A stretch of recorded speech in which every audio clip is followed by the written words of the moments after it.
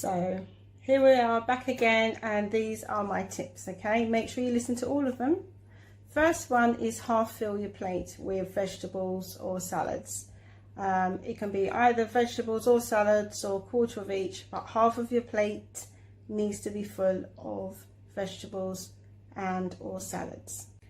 The other part of the plate can be proteins and carbs. Number two, in between snacks should be healthy snacks. So fruit and veg, you can get lots of little things from the shops in regards to snack pots, or you can do it at home. Tip number four, obviously try and eat homemade food rather than processed, because you have more control that what goes in it. My website, www.femalefit50plus.com is going to have lots of recipes on there for you to see, but try and stick with homemade meals. Obviously swap sugary drinks for low calorie sugar, zero sugar or watery drinks. Another good tip, have a smaller plate. The smaller your plate, the less food you can put on it. Try and get used to knowing your portion sizes instead of calorie counting. Now remember, I said I like to use macros. Portion sizes is another great way. Your hand is the perfect size for portion sizes, and you might have seen or heard about this before. So protein is like a fist size, carbs is like a handful, and good fat is like a thumbprint size. So if you use this as a guide, I can't see how you're going to go wrong. So a portion of fruit would be, for example, a whole apple, a whole banana, or maybe a handful I should say, of berries. If you have a sweet tooth, then obviously you don't need to go about this, just have smaller amounts. There are plenty of diabetic sweets and chocolates actually, and although you might not be diabetic, they are for the intentions for those who have diabetes to be able to have something sweet without it affecting their blood sugars. So this is another alternative. And you can keep this sort of food quite handy close to you for when you want that odd sweet snack. Keep it in your glove compartment, maybe keep a little bit in your bag. Not too much obviously, you don't want to be snacking away on all the wrong things, but it was just to help you so that you don't get tempted to go down to that chocolate machine at work or to the corner shop to get a bar of chocolate. The best snacks are those that contain vegetables. There's plenty of vegetable crisps out there, and you've got vegetable dips, you can make your own. So even things like chopped up vegetables, a bit pureed, you can do a bit of seasoning, put it in a pot, take it with you. You can also have things like low fat yogurt, low calorie crisps, although I tend not to look at calories too much, but that is an option for those who do like the calorie countings. Nuts, veggie sticks with hummus or avocado dips, they always come in real handy. Another tip is, don't shop when you're hungry. How many times have you shopped when you're hungry? This is the worst time to do shopping. You buy everything that you want to eat right now, and when you get home, what do? You eat it all. One of my biggest tips is write down what you're gonna eat for the week. I like to do online shopping because I've been a mum of 6. It used to take me 2.5 hours of shopping twice a week, 2 trolleyfuls with all these children. It used to take forever, and I had to do it more than once a week because my kitchen wasn't big enough to put all the food in to last for a whole week.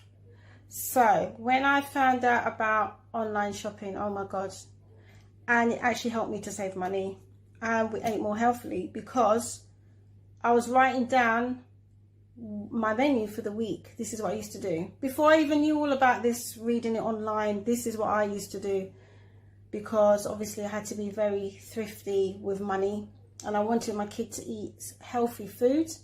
And so I used to write down the meals, what we was having every day and afters. And I used to write down what ingredients I needed, and then go online shopping. And I found that I actually saved money and I got more things as well on top. So I would say, if you are really determined, if you've got some recipes or you know what it is you want to eat, write down the ingredients or check online when you're, whatever supermarket you go to, get those ingredients and stick with it. Then you won't be tempted to overbuy and eat the stuff that you shouldn't be. Even if you select it along the way, when it's time to check out, you go through your list, because sometimes it duplicates what you've put in there, and you just start deleting it and you just stick to what it is you want. So that's, I think, my number one tip. Another tip is don't just strictly rely on motivation. Motivation comes and goes, comes and goes, comes and goes. Yeah, just like the weather.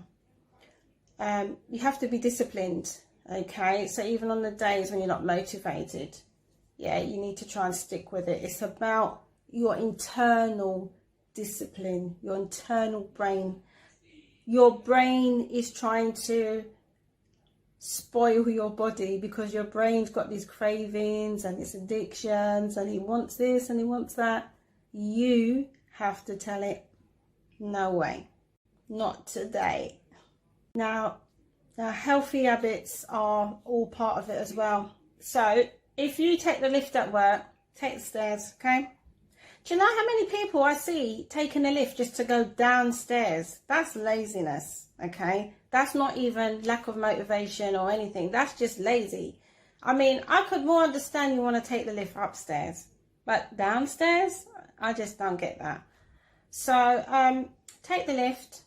If you drive to the shop, which is 2 minutes away, walk. Okay, it's easily done.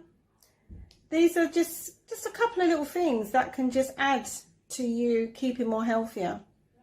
Now you need to be realistic, okay? Your weight's going to fluctuate, so put the scales away, because you're only just going to be put off if you notice you've put on a few pounds. It happens to all of us. You're going to put it on. It's never going to be exactly the same, even from morning till night. It's always going to be different, okay?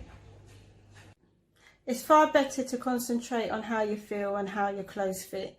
You know if you're putting on weight by your clothes. You don't need the scales.